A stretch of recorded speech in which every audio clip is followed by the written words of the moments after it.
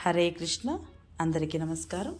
ముందుగా అందరికీ ఉత్పన్న ఏకాదశి శుభాకాంక్షలు. కార్తీక మాసమైనటువంటి పూర్ణిమ తరువాత వచ్చే కృష్ణపక్ష ఏకాదశిని ఉత్పన్న ఏకాదశి అంటారు. ఇది పరమ ఏకాదశి తర్వాత వచ్చేటటువంటి ఏకాదశి. ఈ ఉత్పన్న ఏకాదశి శ్రీ మహావిష్ణువుకి అత్యంత ప్రీతికరమైన తిథి.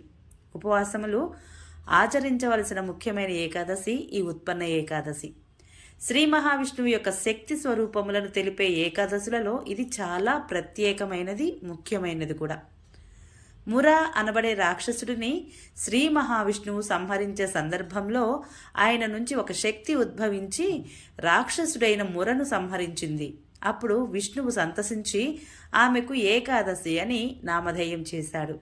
సప్తమాతృకలలో ఒక స్వరూపమైన వైష్ణవీదేవి విష్ణువు నుంచి ఉద్భవించిన శక్తి స్వరూపములలో ఒకటి. అందువలన ఉత్పన్న ఏకాదశిని ఏకాదశి తిథి యొక్క జయంతిగా భావిస్తారు.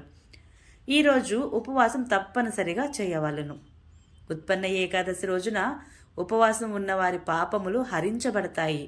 ముర అంటే తామసిక మరియు రాజసిక అరిషడ్వర్గాలకు ప్రతీక.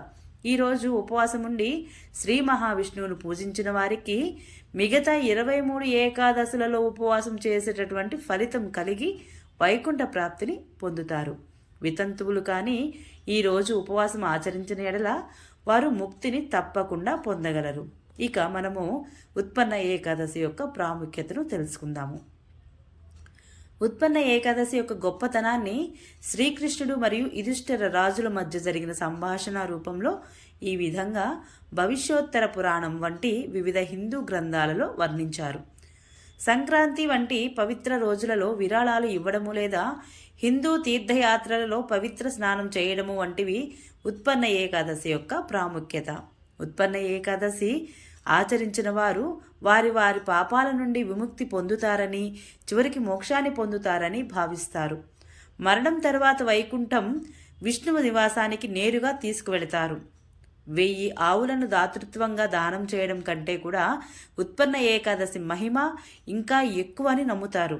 ఉత్పన్న ఏకాదశులలో ఉపవాసం హిందూ మతం యొక్క 3 ప్రధాన దేవతలు బ్రహ్మ, విష్ణువు మరియు మహేశ్వరులకు ఉపవాసానికి సమానము.